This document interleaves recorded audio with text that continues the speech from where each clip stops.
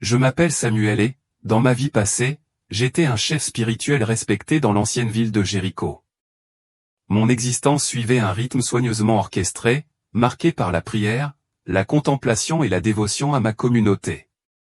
Chaque nouvelle journée commençait par les prières du matin, les paroles sacrées de la Torah fondant mes pensées et mes actions. Ma famille, profondément religieuse et dévouée à nos traditions de longue date, était ma plus grande fierté. Nous étions une lignée de foi, et j'en étais l'intendant.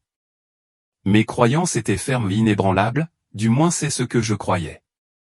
Je vivais selon la loi, convaincu que le salut ne pouvait être obtenu que par son observance précise. Mais sous cette dévotion inébranlable, un malaise silencieux subsistait et des doutes subtils qui surgissaient parfois dans les moments calmes de ma vie. Les Écritures parlaient d'un Messie, d'un Sauveur qui nous rachèterait tous. Pourtant, à mesure que je me plongeais dans les textes, de plus en plus de questions ont commencé à surgir. Le Messie devait-il encore venir, ou était-il déjà apparu, sans que nous le remarquions? Ces pensées, bien que troublantes, furent rapidement enfouies dans les recoins de mon esprit. Je refusais de les laisser perturber le monde de certitude soigneusement construit autour de moi. Mais ce n'est que lorsque je me suis retrouvé au bord de la mort que la vérité que j'avais longtemps ignorée a soudainement brisé toute mon existence, me forçant à affronter tout ce que j'avais toujours cru. C'est pendant un service du sabbat, alors que j'enseignais l'importance de l'obéissance à la Torah, que je l'ai ressenti. Ma poitrine s'est serrée et l'environnement s'est brouillé. Mon cœur s'est emballé alors que l'obscurité commençait à se rapprocher. La panique m'a saisi, mais je n'ai entendu que des voix lointaines, de plus en plus faibles avant d'être englouti par un silence total. Lorsque j'ai rouvert les yeux, je n'étais plus dans le cadre familier de la synagogue. Au lieu de cela, je me suis retrouvé entouré d'une lumière écrasante intense, pure et aveuglante. Cette lumière n'était pas seulement une illumination, c'était une présence, vivante et omniprésente. Et de cette lueur brillante, une voix parla, douce mais résonnante, coupant le silence. « Samuel, me connais-tu » La peur me consumait. Qui était cette voix qui m'appelait par mon nom? Une vague de souvenirs, d'enseignements et de versets sacrés envahit mon esprit, et je répondis, bien que secoué, je suis un serviteur du Tout-Puissant. La voix répondit avec une correction calme, vous parlez de lui, mais vous ne le connaissez pas, et puis, comme si elle m'avait appelé, je fus emmené dans un voyage.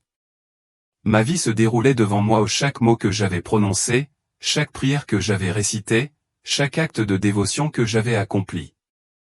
Mais dans cette vision, j'ai aussi vu les moments de doute, d'orgueil et de négligence, les parties de mon âme que j'avais enfouies profondément.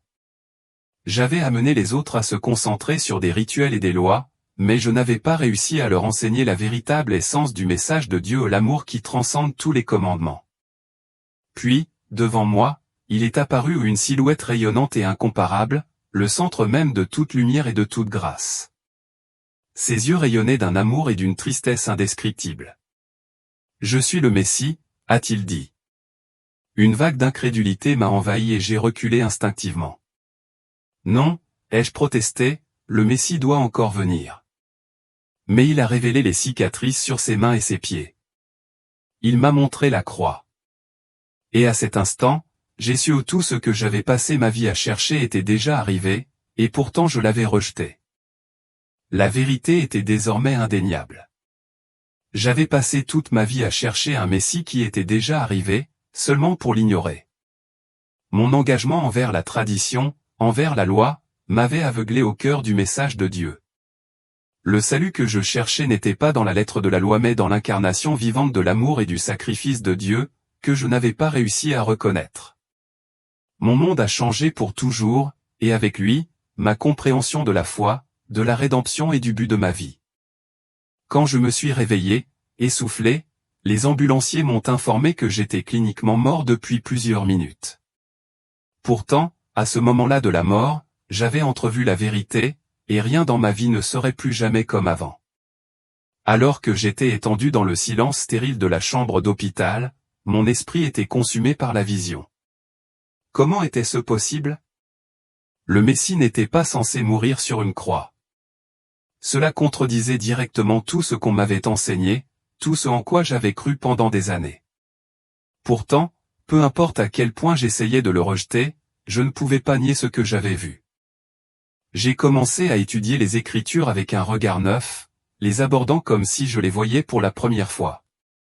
Les passages que j'avais parcourus jusque-là prenaient maintenant un sens nouveau.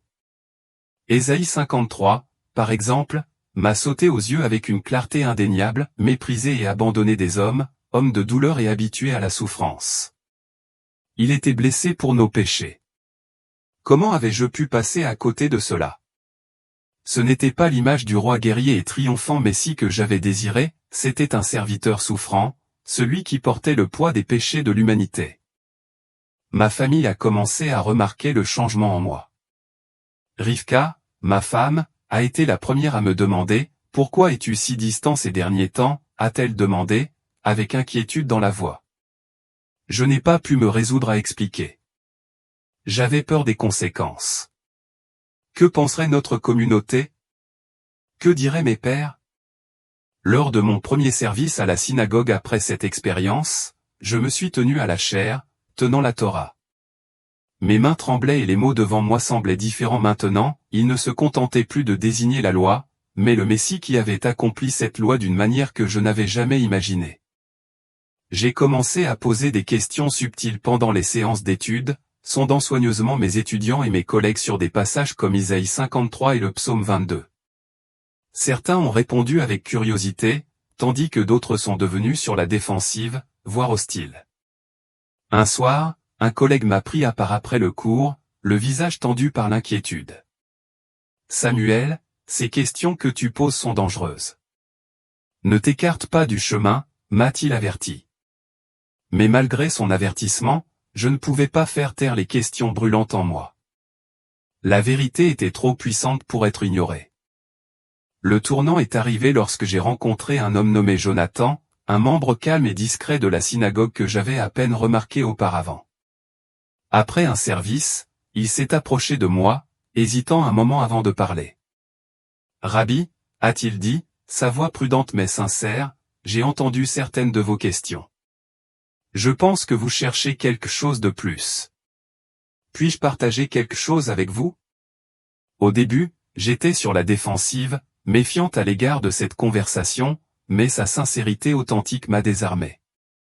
Au fil du temps, Jonathan a raconté son histoire. Lui aussi avait été élevé dans les mêmes traditions, mais sa rencontre avec Yeshua, Jésus, avait tout changé pour lui. Il était convaincu que Yeshua était le Messie promis. Sceptique mais intrigué, je l'ai écouté parler.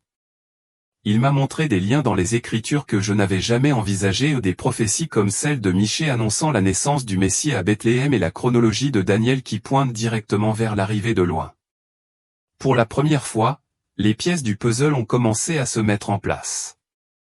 Pourtant, les implications de cette nouvelle compréhension étaient accablantes. Reconnaître Yeshua comme le Messie signifiait tout perdre ma position, ma réputation et peut-être même ma famille. Le poids de cette prise de conscience pesait sur moi. Mon cœur brûlait de cette vérité indéniable, mais la peur de ce que cela pourrait me coûter me paralysait. Rivka, toujours attentive, remarqua la distance croissante entre nous. Un soir, alors que nous nous préparions à aller au lit, elle a demandé doucement, « Samuel, tu es différent depuis l'hôpital. Que se passe-t-il » J'ai hésité. Rivka avait été ma plus proche compagne, ma partenaire dans la foi, mais comment pouvais-je partager quelque chose qui détruirait tout ce que nous avions construit ensemble? Après une longue pause, j'ai finalement murmuré, « Rivka, je crois que j'ai trouvé le Messie. » Son visage s'est vidé de ses couleurs et pendant un moment, elle est restée sans voix. Puis sont venues les questions, acerbes, directes et pleines d'incrédulité. « Le Messie? Que dis-tu? Tu m'as toujours dit qu'il n'était pas encore venu. Qui a rempli ton esprit de ces absurdités? » J'ai essayé de lui expliquer la vision, les Écritures et comment elles pointaient vers Yeshua. Sa réponse a été immédiate et cinglante. « Est-ce que tu comprends ce que tu dis? Tu trahis tout ce que nous avons toujours cru. » Dans les semaines qui ont suivi, la colère initiale de Rivka s'est transformée en peur. Elle a évité le sujet, mais j'ai pu sentir la distance croissante entre nous. Elle s'est plongée dans les tâches ménagères et les événements communautaires, se distrayant de la tension croissante. Nos enfants, bien que jeunes, étaient suffisamment perspicaces pour remarquer le changement. Un soir, ma plus jeune fille m'a demandé, « Eskima est en colère contre toi, Abba ?» Sa question innocente m'a frappé au plus profond de moi. La synagogue n'offrait pas non plus de refuge. Mes recherches subtiles sur les Écritures n'étaient pas passées inaperçues. Un après-midi, un ancien m'a convoqué pour une réunion privée. Sa voix était sévère, accusatrice et remplie d'un mélange d'inquiétude et de suspicion. « Samuel, tes récents enseignements m'inquiètent. Es-tu en train de t'écarter du chemin de nos pères ?» a-t-il demandé, le regard perçant. J'ai menti, prétendant que j'explorais simplement d'autres interprétations des textes, mais cette rencontre m'a profondément perturbé. Je pouvais sentir les murs se refermer sur moi, me pressant avec un poids auquel je ne m'attendais pas. Jonathan est devenu ma seule source de réconfort. Nous nous sommes rencontrés en secret, étudiant le Nouveau Testament qu'il avait partagé avec moi.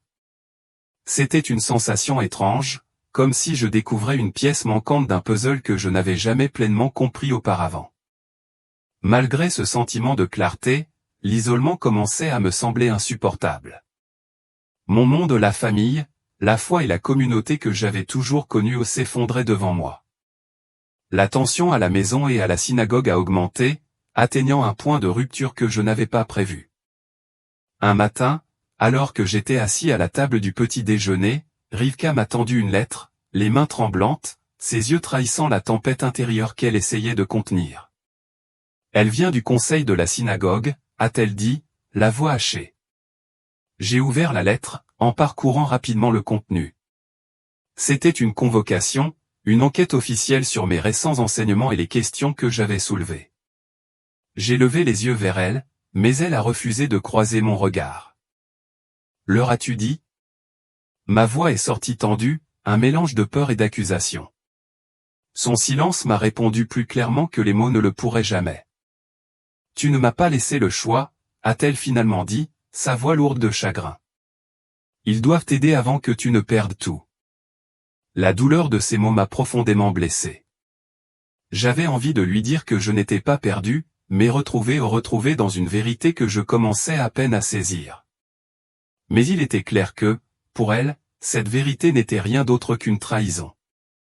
La réunion de synagogue qui suivit fut une affaire formelle et calculée.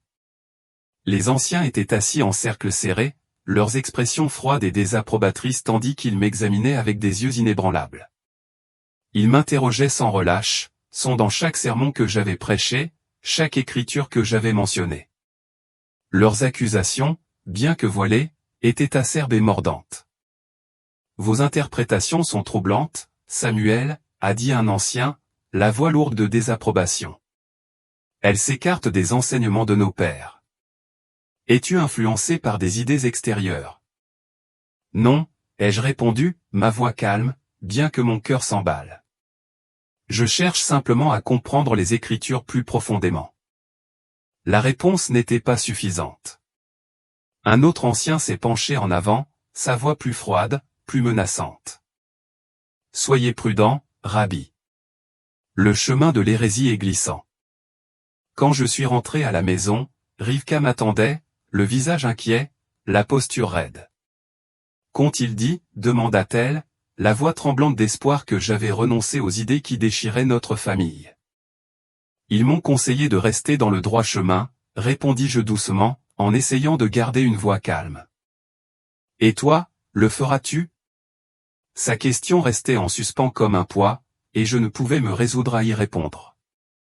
Dire la vérité aurait signifié la trahir et tout ce que nous avions partagé. Au lieu de cela, je me détournai, incapable de la regarder dans les yeux. La tension s'insinua dans tous les aspects de notre vie. Mes enfants, autrefois insouciants et pleins de joie, commencèrent à ressentir le changement. Mon fils aîné, David, commença à se replier sur lui-même, m'évitant chaque fois que j'essayais de lui parler. Les plus jeunes, confus et effrayés, ne comprenaient pas pourquoi leur famille autrefois heureuse était soudainement devenue si divisée. Un soir, alors que je me promenais sur la place du marché, j'entendis 2 hommes parler à voix basse à proximité. « Tu as entendu ? Le rabbin Samuel s'est égaré. On dit qu'il remet en question la Torah. Imagine-toi, un rabbin. » Leurs paroles me blessèrent, non pas à cause des doutes qu'ils me faisaient planer, mais parce qu'ils ne pouvaient pas comprendre la vérité que j'avais découverte. Ils ne voyaient que les signes extérieurs de ma lutte, mais étaient aveugles à la transformation qui se produisait en moi. La pression s'intensifia lorsque le père de Rivka, un ancien éminent d'une autre synagogue, vint me rendre visite. Il s'assit en face de moi dans le salon, l'air sombre et sérieux. « Samuel, j'ai entendu des choses troublantes, » commença-t-il à voix basse. « Tu as toujours été un homme intègre, mais maintenant les gens remettent en question ta foi.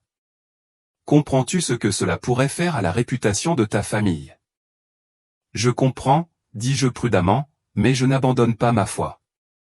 Je la respecte. » Son visage s'assombrit tandis que ses yeux se plissèrent de désapprobation. L'accomplir en remettant en question la loi ? En parlant d'interprétations alternatives ? C'est un discours dangereux, Samuel. La conversation s'est terminée en silence, et il a quitté Rivka avec un avertissement sévère de garder un œil sur moi. Je pouvais voir le prix que cela lui faisait payer, le poids de l'incertitude qui pesait sur elle chaque jour qui passait. Au milieu du chaos croissant, une petite lueur d'espoir a commencé à émerger.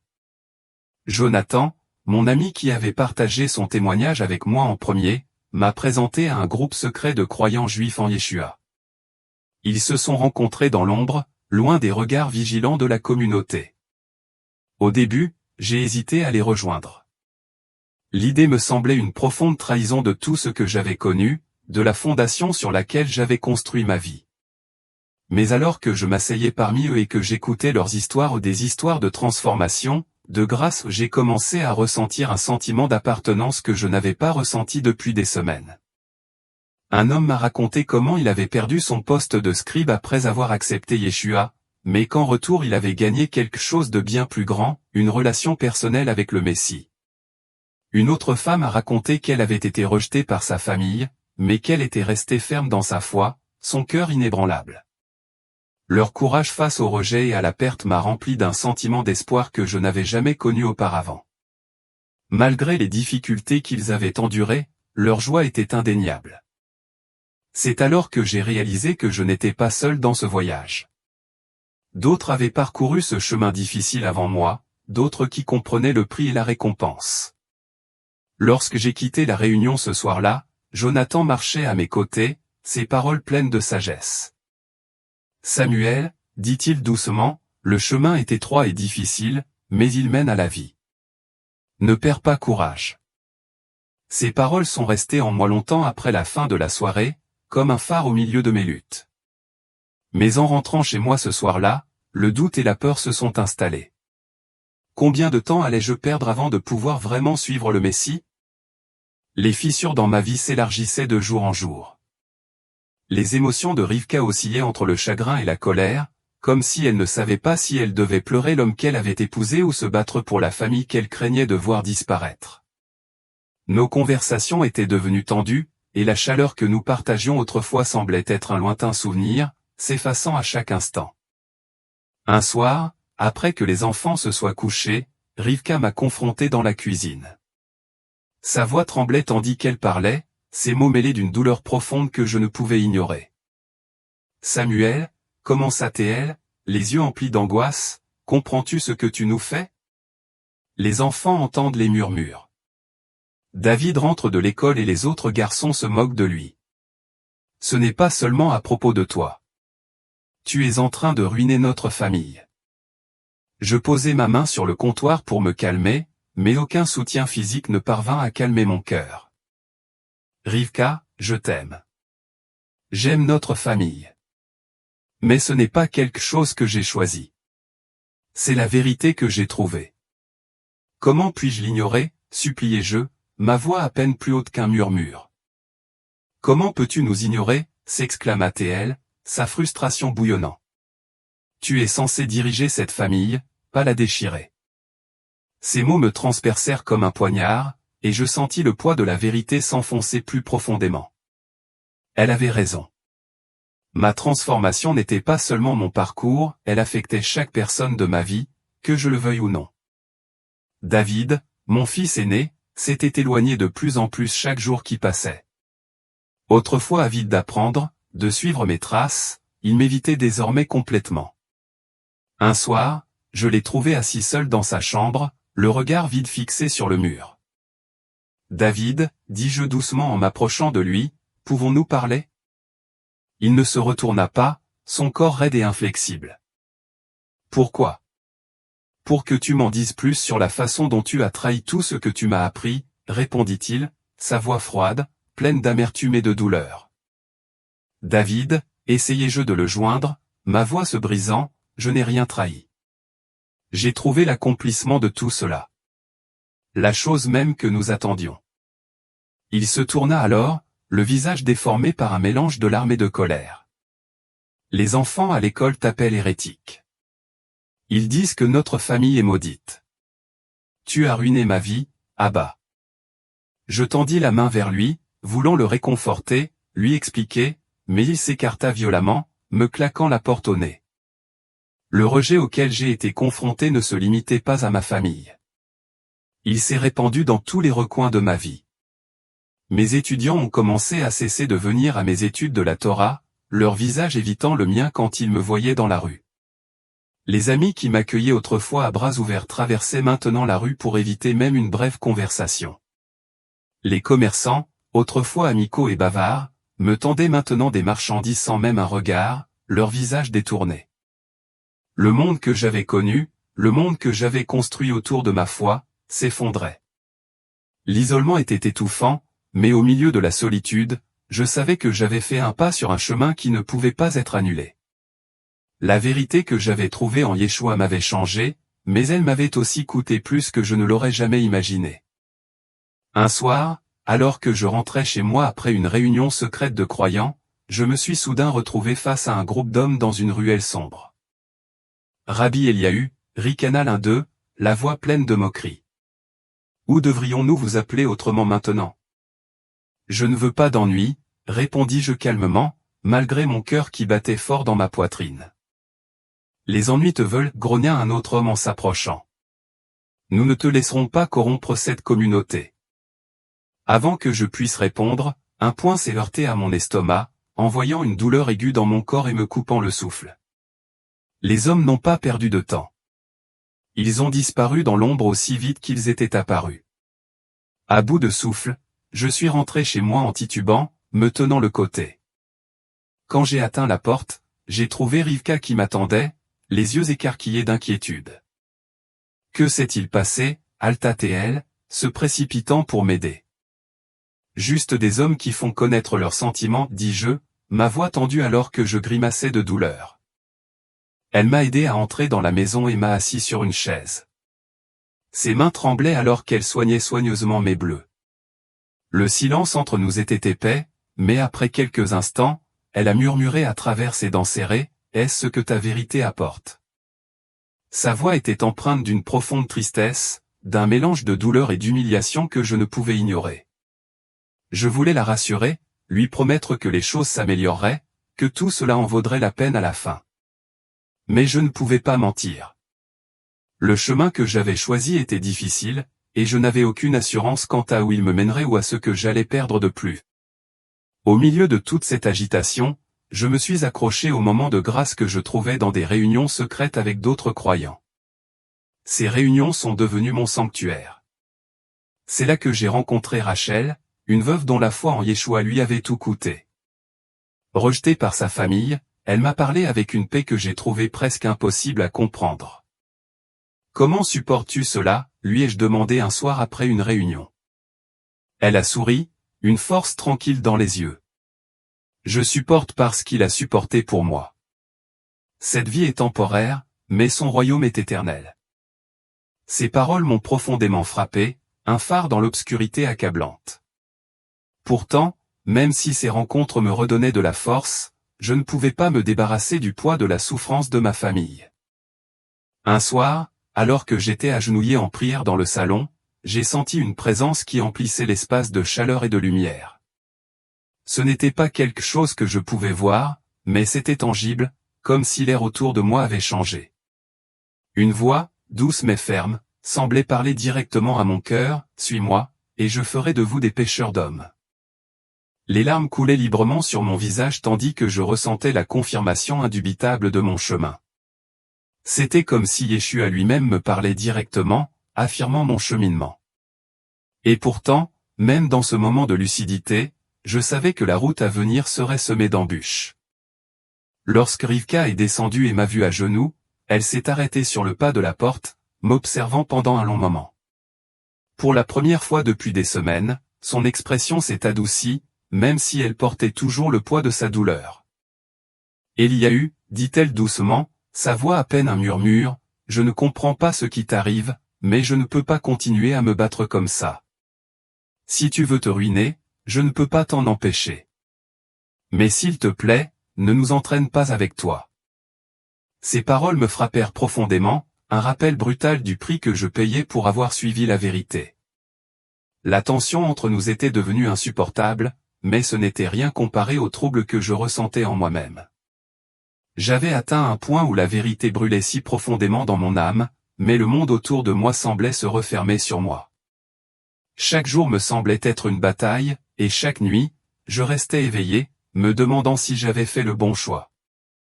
Ce n'était pas seulement une lutte spirituelle, cela déchirait le tissu même de ma vie. Toutes les relations, toutes les croyances, tout ce que je connaissais s'effondrait. Alors que je faisais face à un isolement de plus en plus profond, j'ai commencé à comprendre à quel point cette vérité était coûteuse. La route qui m'attendait était incertaine et je n'avais aucun moyen de savoir ce que l'avenir me réservait, mais une chose était claire, je ne pouvais pas faire marche arrière. Un après-midi, après une réunion particulièrement intense avec un autre croyant, je me suis retrouvé à marcher sans but dans la place du marché bondé, perdu dans mes pensées. Je n'avais pas remarqué à quel point j'avais erré jusqu'à ce que je me retrouve soudain devant la vieille synagogue où j'avais jadis été si sûr de ma place. Le bâtiment se dressait devant moi comme un monument à ma vie passée, ses murs patinés se dressant comme un rappel silencieux de la personne que j'avais été et de celle que je n'étais plus. Je me retournai pour partir, mais quelque chose en moi hésitait, une pulsion que je ne pouvais ignorer. Une forte envie d'entrer dans la synagogue m'envahit, non par nostalgie, mais pour affronter les fantômes de mes anciennes croyances. J'ouvris la lourde porte et, en entrant, l'odeur familière du vieux bois et de l'encens emplit mes sens. Les échos des prières que j'avais autrefois récitées avec dévotion me semblaient désormais lointains et creux, comme s'ils appartenaient à quelqu'un d'autre. Je descendis l'allée et m'assis sur l'un des bancs, mes pensées tourbillonnant. Le poids de tout ce que j'avais laissé derrière moi pesait lourdement sur mon cœur. Je murmurai une prière, demandant clarté et paix, mais le silence dans la pièce me semblait oppressant, comme si l'air lui-même se refermait sur moi. Puis, de manière inattendue, une étrange sensation m'envahit, une chaleur qui semblait commencer au plus profond de ma poitrine et se propager vers l'extérieur, pas une chaleur physique mais une paix intérieure profonde que je n'avais pas ressentie depuis si longtemps. C'était comme si quelque chose, ou quelqu'un, m'entourait, remplissant chaque recoin de mon âme. Pendant un instant, j'ai cru entendre un faible murmure, doux mais indubitable, « Tu n'es pas seul. Continue. » Le chemin est étroit, mais il mène à la vie. J'ouvris les yeux, regardant autour de la synagogue silencieuse, incertaine si ces mots venaient de mon esprit ou de quelque chose de plus grand. Mais en jetant un coup d'œil vers le fond de la salle, j'aperçus une silhouette debout près de l'autel. Mon cœur s'emballa et je me levai rapidement. Mais alors que je m'approchais de la silhouette, elle disparut, ne laissant derrière elle que la chaleur. Je restai là, tremblante, essayant de donner un sens à ce qui venait de se passer. Était-ce un signe? Une vision? Ou était-ce simplement le produit de ma propre imagination hyperactive? La salle semblait à la fois vide et pleine, et je me retrouvais avec plus de questions que de réponses. Je quittais la synagogue déstabilisée mais étrangement forte. C'était comme si j'avais été touché par quelque chose qui dépassait la compréhension, quelque chose qui semblait réaffirmer le chemin que j'avais choisi. Mais même en m'éloignant, le doute me rongeait toujours. Étais-je vraiment amené à une vérité plus profonde, Ou étais-je devenu si ancré dans mes propres croyances que je n'étais plus capable de voir clairement? Quand je suis finalement rentré chez moi, j'ai trouvé Rivka assise à la table de la cuisine, le visage tiré et fatigué, comme si elle attendait mon retour. Elle n'a pas levé les yeux quand je suis entré, et je pouvais dire qu'elle attendait la même question qui me hantait depuis des jours, et maintenant? Je me suis assise en face d'elle, ne sachant pas comment commencer. Rivka, ai-je dit doucement, ma voix presque tremblante, je ne sais pas où mène ce chemin, mais je sais que c'est le bon. J'ai ressenti quelque chose aujourd'hui. Quelque chose de puissant. C'était comme si j'étais en présence de Dieu, et je ne pouvais pas le nier. Ses yeux scintillaient d'un mélange d'espoir et d'incrédulité, et elle a murmuré, « Tu l'as ressenti ?» Je ne sais pas ce que c'était, ai-je admis, la voix lourde d'émotion, mais c'était réel. Pour la première fois depuis longtemps, il y eut un moment de silence entre nous, un moment où le poids de tout ce que nous avions traversé flottait dans l'air. Elle n'a rien dit de plus, mais le regard dans ses yeux en disait long. Rivka n'a pas répondu immédiatement. Elle était assise là, le regard fixé sur moi, comme si elle cherchait quelque chose ou un fragment de l'homme qu'elle avait connu autrefois. Je pouvais voir la lutte dans ses yeux, le conflit entre l'amour qu'elle avait encore pour moi et la peur de me perdre sur un chemin qu'elle ne pouvait pas comprendre. Et si ce n'était que le début, murmurai-je, presque pour moi-même. Et si la vérité que je cherche me conduisait à quelque chose de plus que ce que je peux comprendre? Et si c'était là que j'étais censé être depuis toujours? Son visage s'adoucit et je vis les larmes monter dans ses yeux. Je ne sais pas, et il y a eu. Je ne sais plus, murmura-t-elle, la voix tremblante. Mais tu changes et j'ai peur que tu me laisses derrière. Ces mots me frappèrent plus fort que tout le reste. Je ne voulais pas la laisser derrière. Je ne voulais pas que ce nouveau chemin nous sépare, mais je ne pouvais plus ignorer l'attraction que je ressentais en moi. J'avais besoin de suivre ce chemin, même si cela signifiait le parcourir seul. Pourtant, l'idée de la perdre ou de nous perdre brisait quelque chose au plus profond de moi. Je ne te quitte pas, dis-je en lui tendant la main. Mais je ne peux pas ignorer ce que j'ai vu. Je ne peux pas ignorer ce que j'ai appris. Je ne veux pas te perdre, mais j'ai besoin que tu comprennes. C'est mon chemin, et j'ai besoin que tu le parcours avec moi. Ses yeux se remplirent de larmes et elle retira sa main. Je ne sais pas comment marcher sur ce chemin, et il y a eu. Alors que l'obscurité de la nuit s'installait autour de nous, je réalisais à quel point ce chemin serait vraiment difficile. La tension entre mon passé et mon avenir n'avait jamais été aussi apparente. Je n'étais pas sûr que notre mariage pourrait survivre à cette transformation, ou si ma foi continuerait à m'éloigner davantage de tout ce que j'avais connu et aimé autrefois. Et si j'avais déjà dépassé mon ancienne vie? Et si l'homme que j'avais été s'éloignait, et qu'il n'y avait aucun moyen de le faire revenir? L'incertitude pesait lourdement sur moi. Les jours qui suivirent furent une lutte. Je m'attendais à ce que la solitude soit la partie la plus difficile, mais ce n'était pas la solitude qui faisait le plus mal. C'était la fracture des relations, le fossé grandissant entre moi et tous ceux dont j'avais été proche. Ma communauté, ma famille et mes amis étaient les fondements de ma vie, et maintenant, chaque conversation me semblait tendue. Il y avait une tension dans l'air, comme si personne ne savait vraiment comment m'aborder. Rivka, même si elle s'occupait toujours de nos enfants et gérait le ménage, semblait se replier sur elle-même. Elle ne souriait plus comme avant. Elle semblait distante, comme si l'espace entre nous s'était élargi en quelque chose de trop vaste pour être comblé.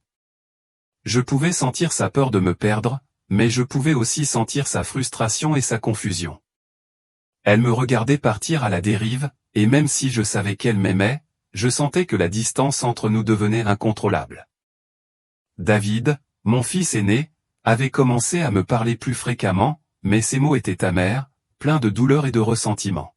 « Pourquoi ne peux-tu pas simplement laisser tomber, Abba ?» demandait-il, sa voix lourde d'accusation.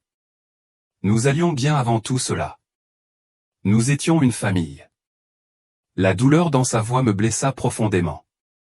Comment pouvais-je lui expliquer que ce n'était pas quelque chose que je pouvais simplement laisser tomber? Que ce n'était pas un choix que je faisais à la légère? Chaque partie de moi désirait ardemment m'accrocher à ma famille, la protéger de la tempête que j'avais déclenchée, mais je ne pouvais pas défaire ce que j'avais déjà vu. J'ai vu mon monde s'effondrer lentement autour de moi, la structure même de ma vie, ma foi, ma famille, ma place dans la communauté commençait à se défaire. Je ne savais plus où j'appartenais, ni si je le pourrais à nouveau un jour.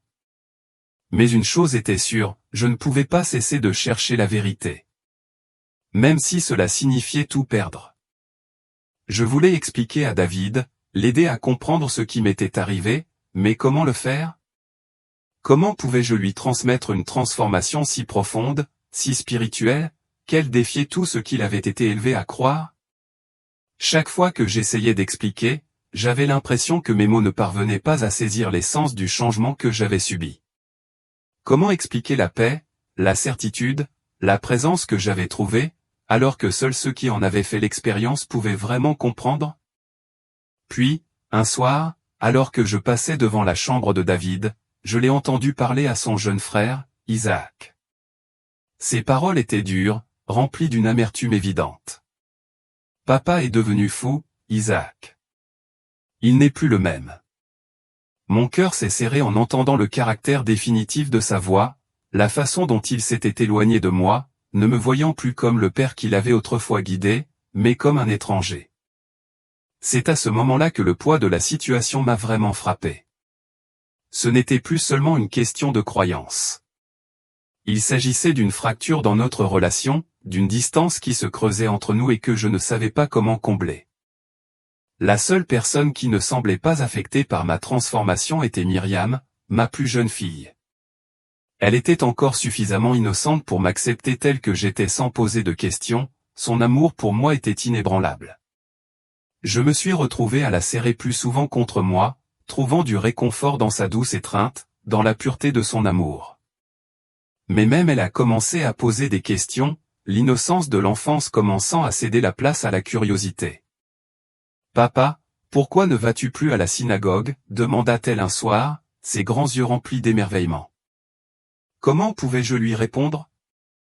Comment pouvais-je expliquer à ma petite fille que tout avait changé, que j'avais trouvé un nouveau but qui ne rentrait pas dans les murs de la vie que nous avions construite ensemble? Les mots semblaient coincés dans ma gorge, et tout ce que je pouvais faire était de la tirer plus près de moi, sentant le poids de sa question peser sur moi. Ce n'était pas seulement ma famille immédiate qui semblait déchirée par mon cheminement spirituel. Le petit groupe de croyants que j'avais commencé à rencontrer ou ceux qui marchaient aussi sur la route étroite s'était progressivement agrandi, tandis que d'autres membres de la communauté commençaient à nous rejoindre. Certains avaient été contraints de quitter leur famille, tout comme moi. D'autres avaient été chassés par leur synagogue, rejetés par les communautés dans lesquelles ils avaient passé leur vie. Dans notre souffrance commune, il y avait une unité silencieuse, une compréhension que nous n'étions pas seuls dans notre lutte, même si chacun de nous suivait un chemin différent. Parmi ceux qui nous avaient rejoints se trouvait Jacob, un ancien voisin et ami d'enfance.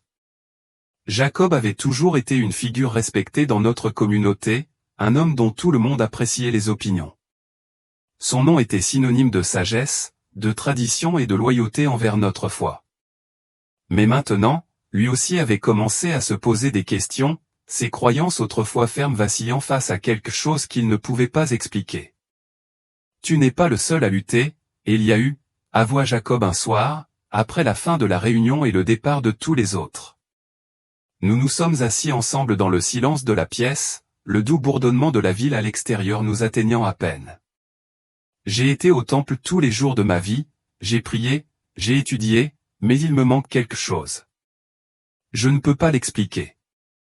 Sa voix tremblait tandis qu'il continuait, la vulnérabilité dans son ton était quelque chose que je n'attendais pas de lui.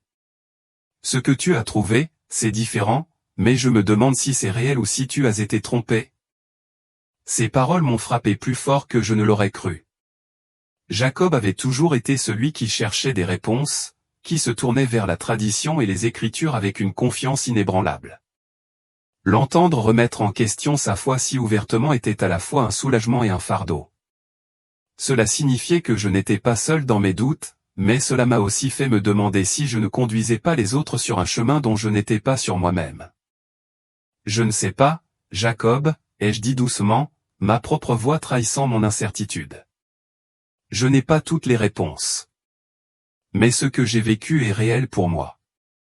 Et c'est plus qu'un simple sentiment. C'est une vérité qui dépasse ma compréhension, mais elle est indéniable. Il hocha lentement la tête, l'incertitude toujours visible dans ses yeux. Je ne sais pas si je peux te suivre, Eliahu. Mais je ne peux pas non plus ignorer ce qui me ronge. Nous sommes restés assis en silence pendant un long moment, le poids de nos pensées non exprimées pesant entre nous. À ce moment-là, j'ai réalisé que mon cheminement n'était pas uniquement le mien. Plus je partageais ma vérité, plus je m'ouvrais aux autres, plus je voyais que beaucoup d'entre nous se débattaient avec les mêmes questions, les mêmes doutes. Je n'étais pas le seul à remettre en question tout ce que je savais et peut-être qu'ensemble, nous pourrions trouver les réponses que nous cherchions tous. Mais le chemin à parcourir, je le savais, ne serait pas facile. Le poids de l'incertitude pesait lourdement sur moi, tandis que je voyais tout ce que j'avais construit s'effondrer lentement.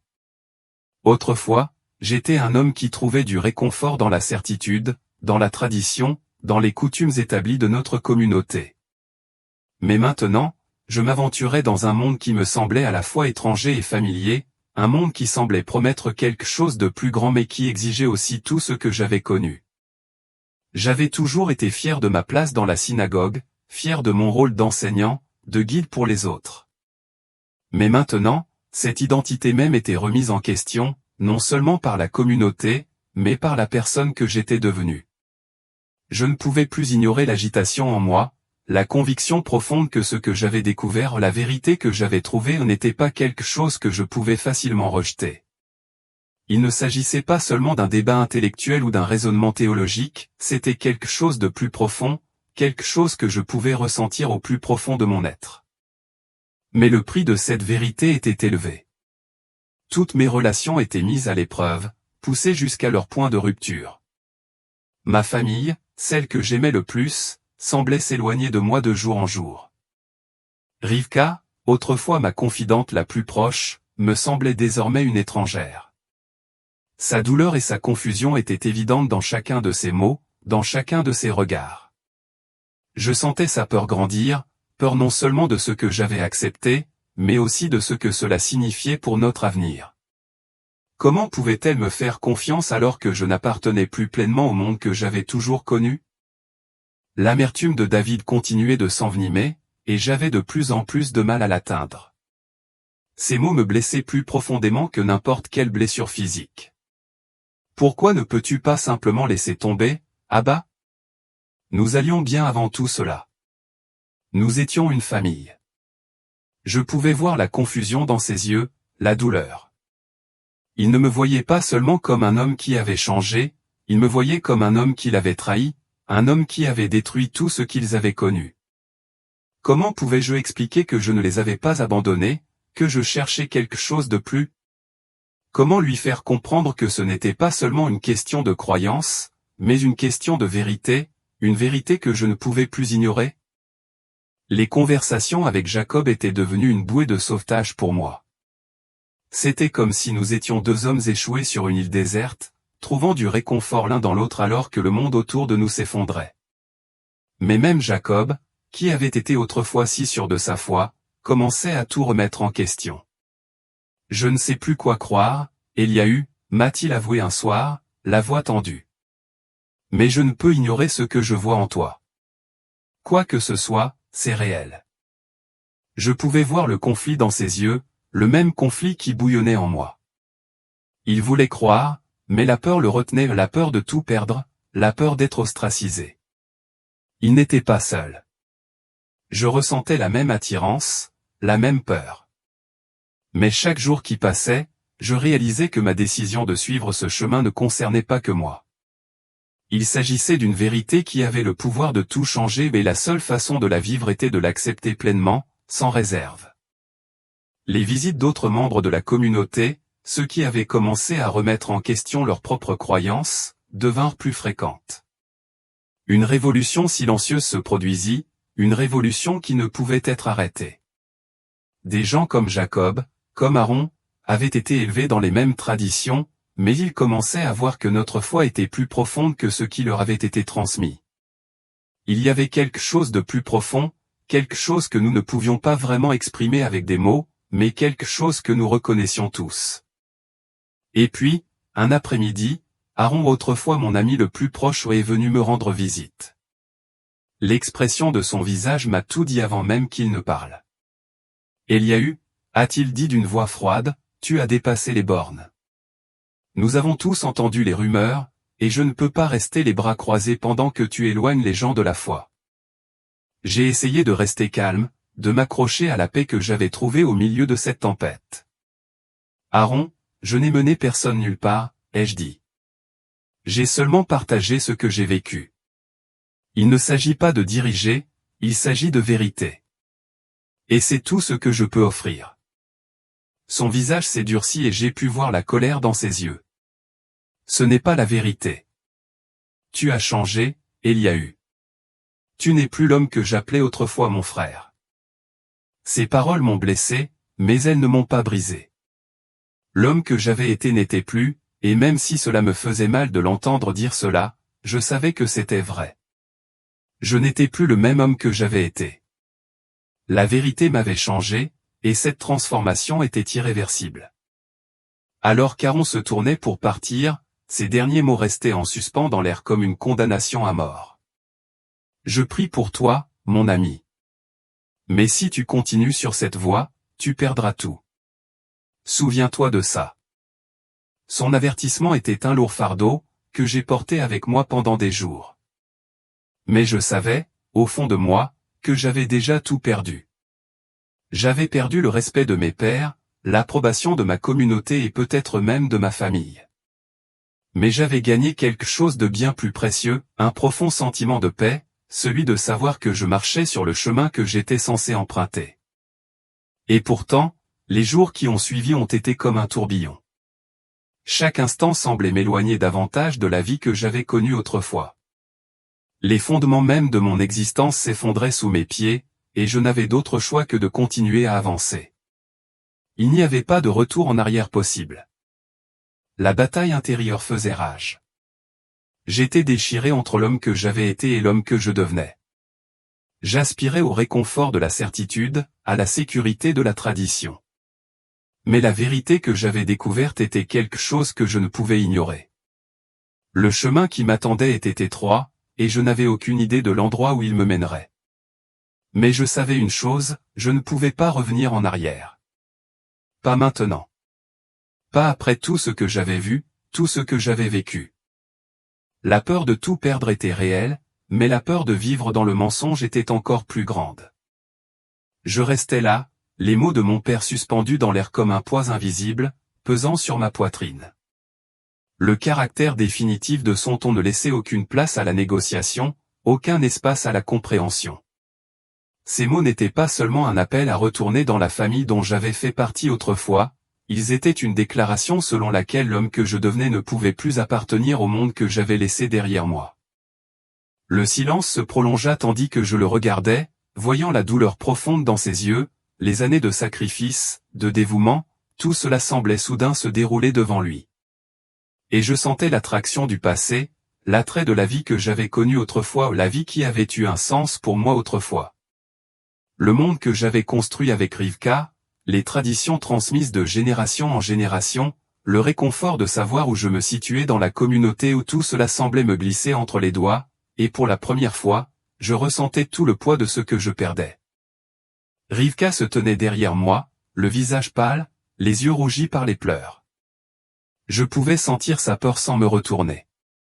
Elle savait que ce moment viendrait, mais maintenant qu'il était là, c'était pire que ce que nous aurions pu imaginer. C'était elle qui avait été là, constante et constante, me soutenant à travers tout.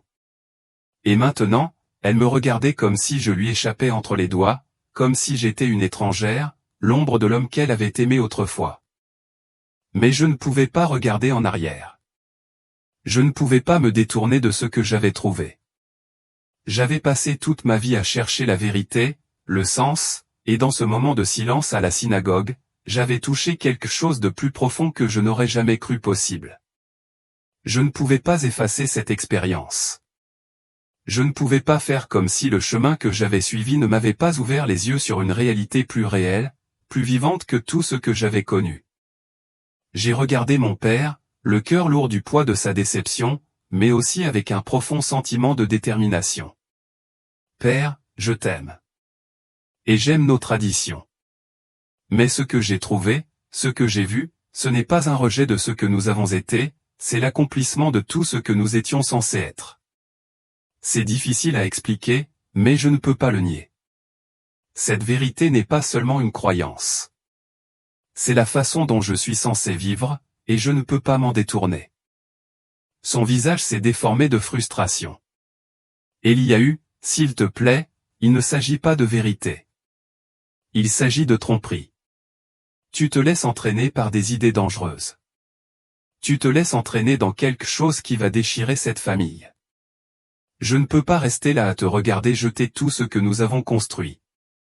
Ces mots me blessaient, mais il y avait autre chose derrière, quelque chose que je ne pouvais ignorer. C'était la peur d'abandonner non seulement lui, mais toute la famille, la communauté, l'héritage de tous ceux qui nous avaient précédés. Sa peur, sa colère, elles étaient nées de l'amour, oui, mais elles étaient aussi nées de l'inconnu, de la possibilité terrifiante que je sois perdu, que j'ai tort. Je ne peux plus faire semblant, ai-je dit, la voix tremblante sous l'émotion que j'avais retenue. Je ne peux pas redevenir celui que j'étais avant. Je ne suis plus le même homme qu'avant, et je ne veux pas l'être.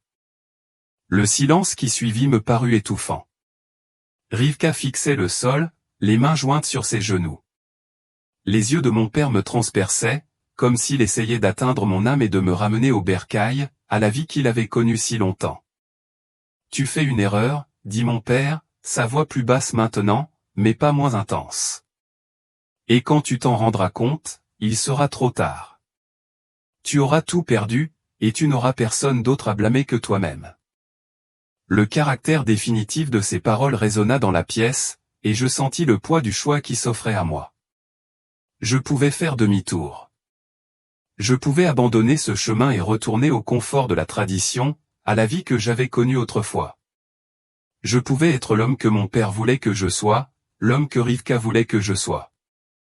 Mais je savais, au fond de moi, que je ne pouvais pas.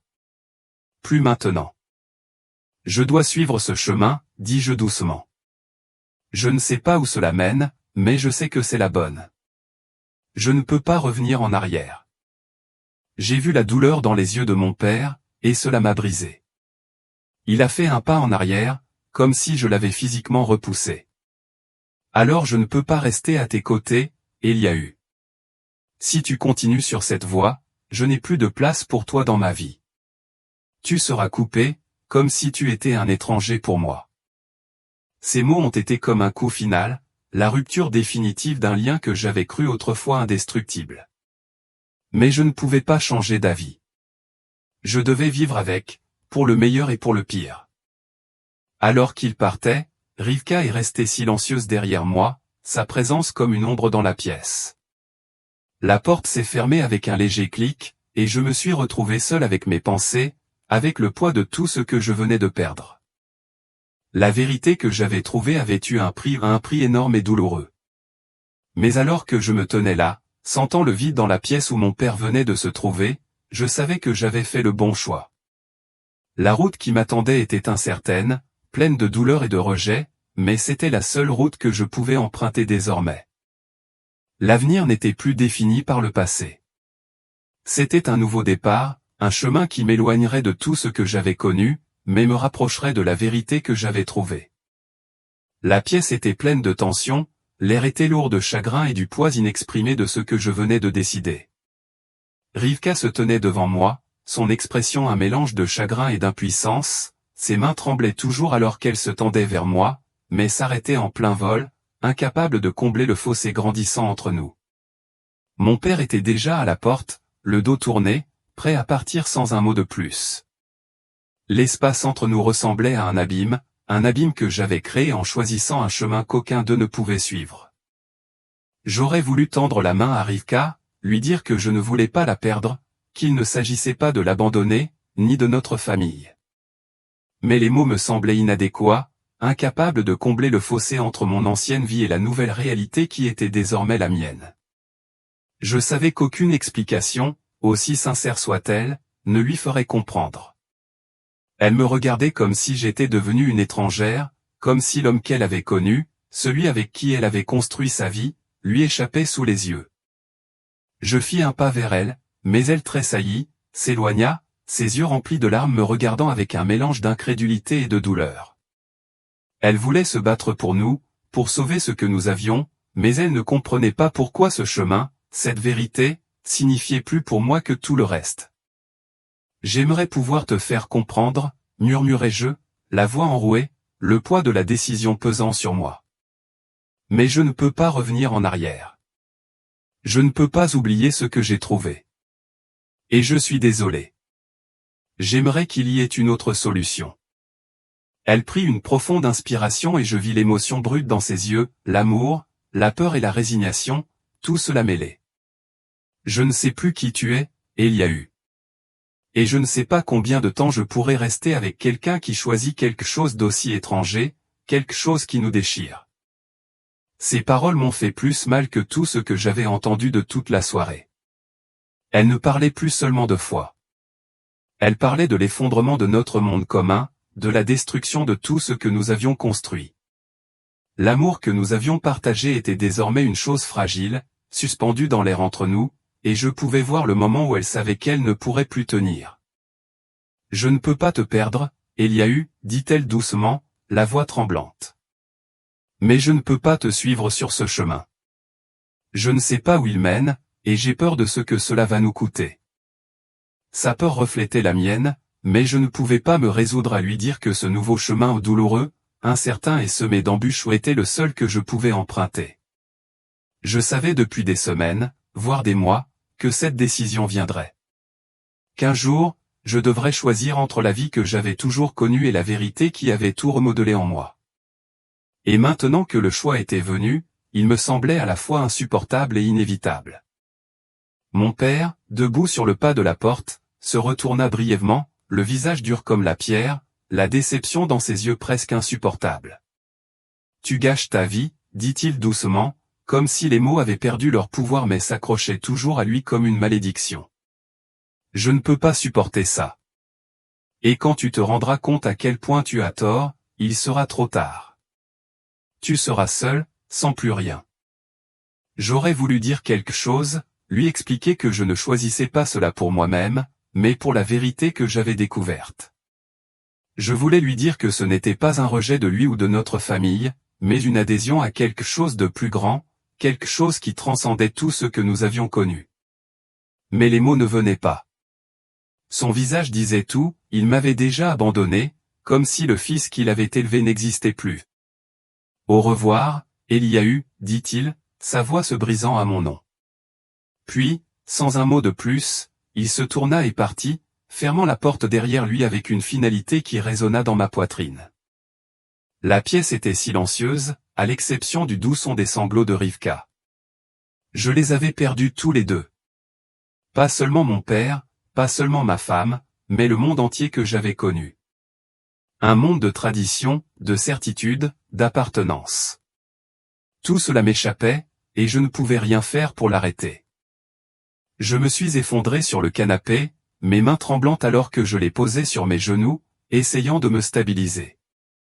La réalité de ce que j'avais fait commençait enfin à m'imposer. J'avais choisi la vérité. J'avais choisi la foi, et ce faisant, j'avais tout perdu. Rivka ne me regardait pas, ne parlait pas. Elle s'assit simplement en face de moi, le dos tourné. Je pouvais sentir le poids de son chagrin peser sur moi, m'étouffer.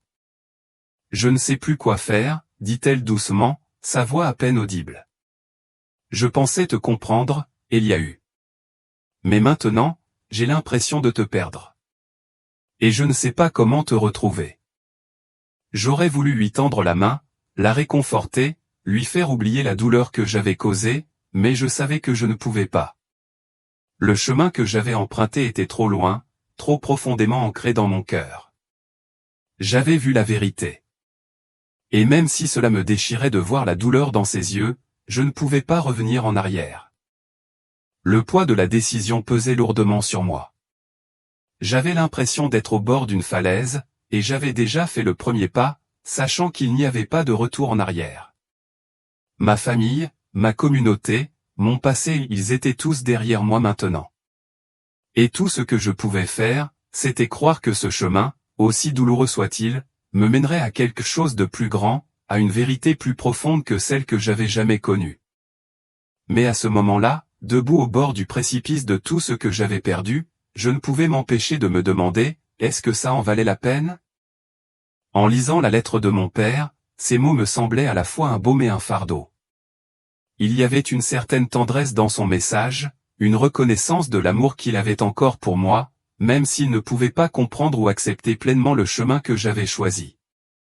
Mais il y avait aussi une frontière claire, une distance tacite entre nous. Sa volonté de prier pour moi, de me soutenir, à distance, était à la fois un signe d'espoir et un rappel douloureux du gouffre qui nous séparait désormais. J'avais pris ma décision, mais elle avait eu un prix, et je savais que je n'étais pas la seule à en porter le poids. Je restai longtemps assis en silence, les lettres devant moi, absorbant le poids de leur contenu. D'une certaine manière, elles étaient à la fois une bouée de sauvetage et un rappel de tout ce que j'avais laissé derrière moi.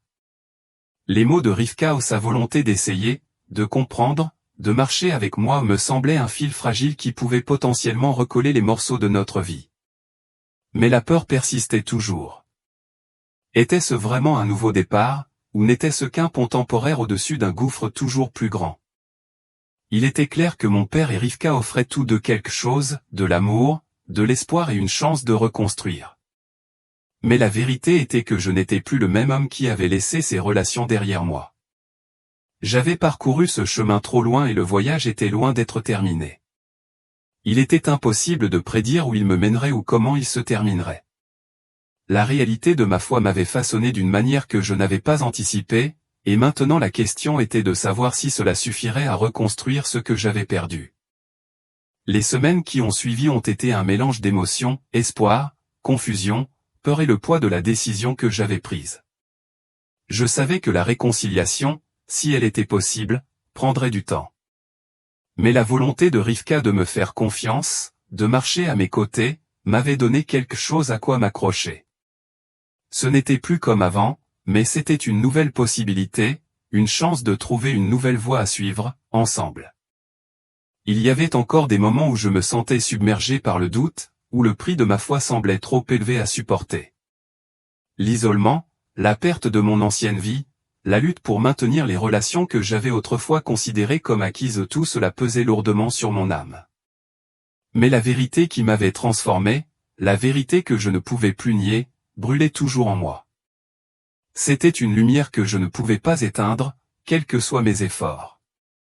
J'ai commencé à faire de petits pas, un jour à la fois. J'ai continué à m'immerger dans la prière, dans l'étude des Écritures et dans la réflexion sur la vérité que j'avais découverte. J'ai partagé ce message avec d'autres personnes qui étaient ouvertes à ce message et qui cherchaient leur propre réponse.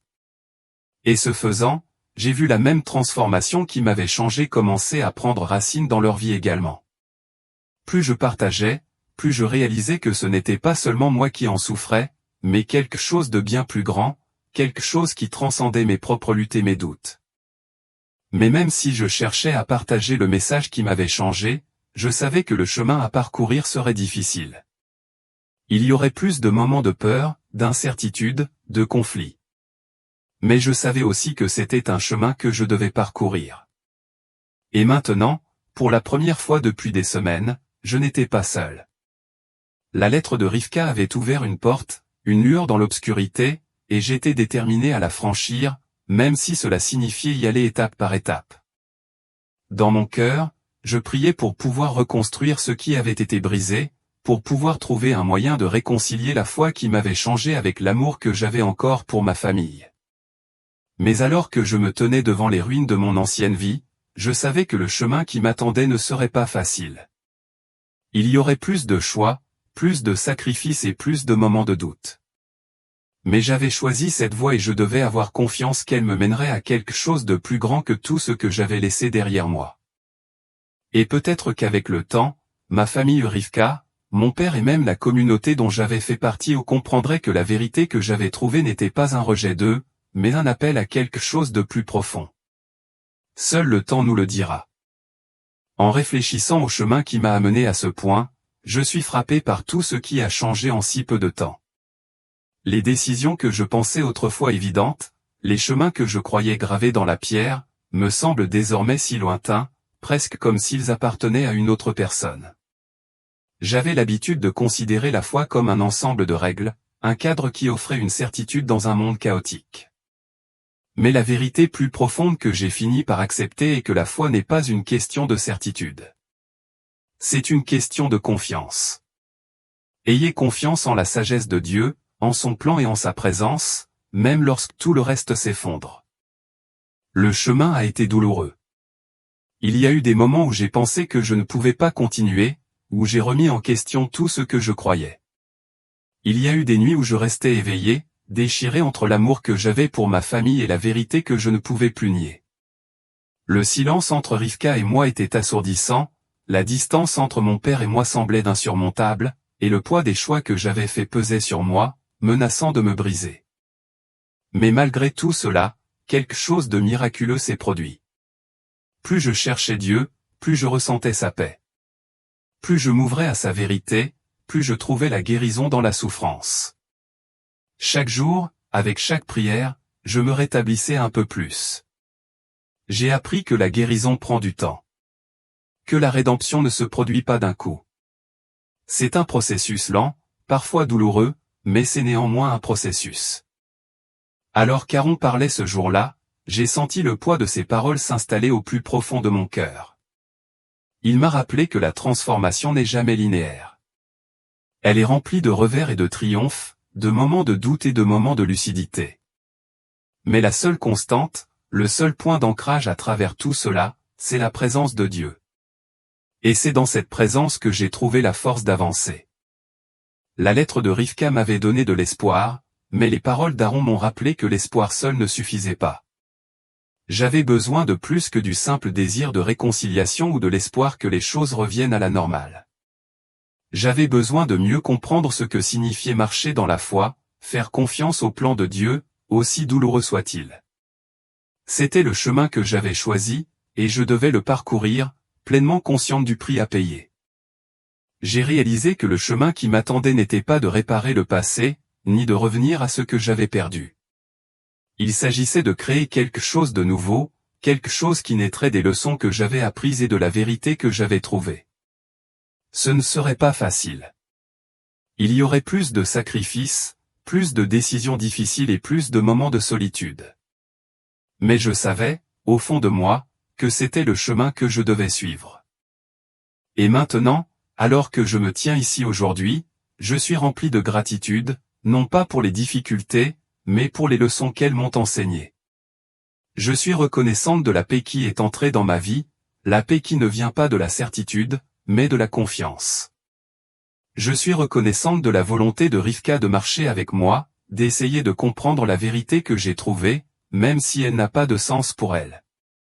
Je suis reconnaissante envers mon père pour son acceptation hésitante, pour cette lueur d'espoir qui nous permet de reconstruire ce qui a été brisé. Mais surtout, je suis reconnaissante envers la présence profonde et constante de Dieu qui m'a accompagnée tout au long de ce voyage. Il a été mon guide, mon réconfort et ma force. Il m'a montré que même dans les moments les plus sombres, il y a de la lumière. Même lorsque tout semble perdu, il y a de l'espoir. Ce n'est pas la fin de mon histoire, ce n'est que le début. Il reste encore de nombreuses étapes à franchir, de nombreux choix à faire et de nombreux défis à relever. Mais maintenant, pour la première fois depuis longtemps, je peux avancer avec confiance, sachant que Dieu est avec moi, me guidant à chaque étape du chemin. C'est mon histoire, une histoire de lutte, de chagrin et de rédemption. C'est une histoire de foi, non pas en l'absence de doute, mais en présence d'un amour qui transcende toute compréhension. Et alors que je continue sur cette voie, je sais que peu importe où elle me mène, je ne marcherai jamais seul. En réfléchissant à mon parcours, je ne peux m'empêcher de reconnaître à quel point j'ai changé, à quel point j'ai grandi, même face à tous les obstacles qui ont essayé de m'arrêter. Le chemin que j'ai choisi n'allait jamais être facile. En fait, il y a eu de nombreuses fois où j'ai voulu m'éloigner, retourner à la vie qui semblait plus simple et plus sûre. La tension, le chagrin, la solitude, tout cela me semblait parfois trop lourd. Mais chaque fois que je me sentais dépassé, l'amour de Dieu me rappelait qu'il y avait un but plus grand, un appel plus profond qui ne pouvait être ignoré. Et donc, j'ai continué à marcher. Je suis encore en train d'apprendre. Je n'ai pas tout compris et je doute parfois de moi-même. Mais j'ai fini par comprendre que la foi ne consiste pas à avoir toutes les réponses ou à savoir exactement ce que l'avenir nous réserve. Il s'agit de confiance que le plan de Dieu est plus grand que le mien. De confiance que son amour est constant, même lorsque tout le reste semble incertain. Les relations que je pensais faciles, celles avec ma famille, avec Rivka et même avec mon père, ont pris du temps à se rétablir. J'ai appris que la guérison est un processus. C'est compliqué. Ce n'est pas immédiat, mais c'est réel. Et même si les choses ne sont pas encore ce qu'elles étaient, je vois des lueurs de ce qui pourrait être un avenir rempli de liens restaurés, d'une compréhension plus profonde et d'un espoir renouvelé. L'une des leçons les plus profondes que j'ai apprises est que la réconciliation ne se produit pas toujours en un seul instant. Parfois, c'est un cheminement lent et patient. Un cheminement où l'on apprend à se rencontrer là où l'on est, sans précipiter le processus. Ma relation avec mon père est loin d'être parfaite, mais je sais que les fondements de l'amour sont toujours là. Et cela suffit pour l'instant. En regardant vers l'avenir, je ne peux pas nier qu'il y aura d'autres défis à relever. Il y aura d'autres moments de doute, d'autres décisions difficiles à prendre. Mais il y a aussi un avenir que j'envisage avec espoir, un avenir dans lequel je ne me contenterai pas de survivre, mais où je m'épanouirai dans ma relation avec Dieu et avec mes proches. Et je veux partager cela avec vous. Je veux vous encourager à prendre un moment pour réfléchir à votre propre vie. Peut-être êtes-vous à la croisée des chemins, incertain de la direction à prendre ou de la décision à prendre. Peut-être que vous êtes dans un endroit douloureux, que vous vous sentez déconnecté de votre famille ou de votre foi. Sachez que vous n'êtes pas seul. Peu importe où vous êtes, l'amour de Dieu est là pour vous, tout comme il l'était pour moi. Faites ce premier pas. Qu'il s'agisse de tendre la main à quelqu'un que vous avez blessé, de rechercher une connexion plus profonde avec Dieu ou simplement de prendre un moment pour respirer et prier, vous n'êtes pas oublié. Votre histoire n'est pas terminée. En fait, elle ne fait que commencer. Si mon histoire vous a inspiré, je vous invite à me rejoindre dans ce voyage. Abonnez-vous, aimez et partagez ce message avec d'autres personnes qui pourraient avoir besoin d'un mot d'espoir aujourd'hui. Partager nos histoires, nous encourager les uns les autres et parcourir ce chemin ensemble sont d'une grande puissance. Merci de faire partie de ce voyage. Je prie pour que, tout comme j'ai trouvé la paix, la guérison et l'espoir, vous le fassiez aussi. Continuez à avancer avec courage et foi, sachant que vous n'êtes jamais seul. Dieu est avec vous et il le sera toujours.